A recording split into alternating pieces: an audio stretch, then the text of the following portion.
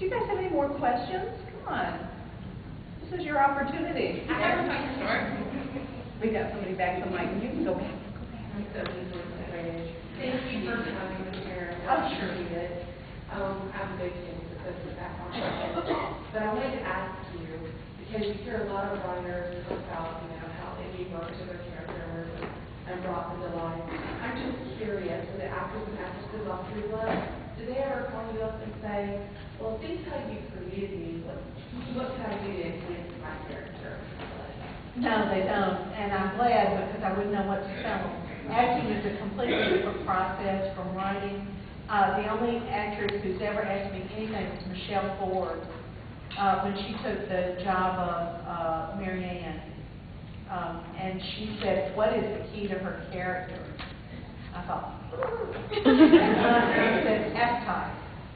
Appetite is the key to her character. And she said, okay, I can do that. And so that was the end of the conversation. I just felt, afterwards I lay awake in bed and I thought of all these things I should have told her. But I think she was fine with that one. I think Michelle Ford is doing a great job as Mary Ann. Thank you. I teach 4th grade, and I like to read when the kids are reading. So when I started reading your books last year, I found there, and a little boy come up to me, he looked at the book and said, Mrs. Connely, oh my God, are you reading that book about vampires? Don't you know that's a sin? And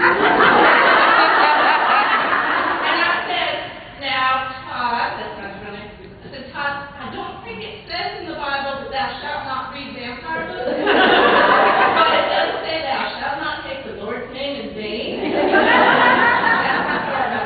That's an interesting point. That's a good story. And it raises an interesting point. I'm a devout Christian. And, of course, you should never have to tell anybody that. They should know. You buy your works. But people have asked me several times how I reconcile my faith with writing vampire novels. And I will tell you because I thought about that long and hard. I'm in the entertainment industry. And I feel that after, I don't know how many people have told me that I helped them get through a really hard time in their life. My books helped them, when they were sitting by their mother's deathbed or when they were doing chemotherapy, and I helped them through that.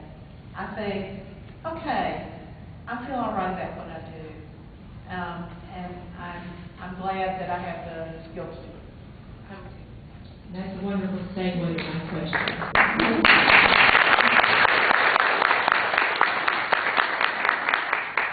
I'm wondering what your inspiration was to start writing about vampires and werewolves and the other people and tie it in with humans. What on earth is going through your brain? Actually, you really want to know? Yeah. Or I want to make more money.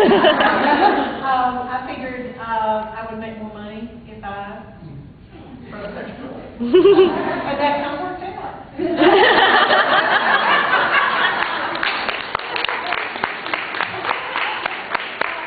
I just wanted the experience of doing something completely different. I was about to turn 50, and I thought, if not now, when? This is the time to change my career, if I'm ever going to change my career. And hopefully it'll work, and I'll be successful, and I'll be, happy, and that pretty much worked out. If it hadn't, that would have been okay too. At least I took the leap. Okay, well, I just picked up your book one night from Dead to Worst, started reading it, and thought, okay, a little weird going on here, but I loved it. Thank you. I love the way it all worked out. I mean, these humans, regular humans, and vampires, and werewolves, and they all lived happily ever after. Or not.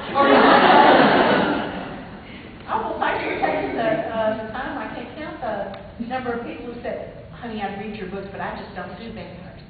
And I think, well, I'm sorry that you're limiting yourself that way. Everybody has to do what they're comfortable in. Can you get ideas on what to write?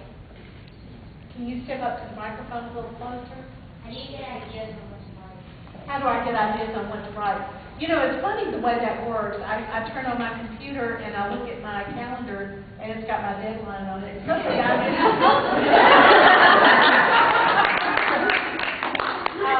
I don't know, I think that's just part of being a writer. Getting the idea is part of being a I writer. think you said you're constantly thinking, what if, what if, what if? What if? You're Oh, exploring sure. all kinds of Oh, weird yeah, my son played football, you know, for many, many years, and in fact, I used to say that I memorized the butts of every member of the team, because my son was always standing on the sidelines. But the games were really long, and I never have liked football that much. I'm sorry, I just don't. They run, they fall down. They run, they fall down. So I would say, you know, wouldn't it be more interesting if a pack of werewolves came through the goalpost and into the stadium? Honestly, that would keep me entertained for the whole game. So part of it's just me staving off my own board. Hi, big fan, have been for a very long time. Started watching HBO again after Sex and the City with True Blood too, so congratulations. Oh, thank you. Who is your favorite character to write, and which character frustrates you the most? Okay. My favorite character to write is Pam.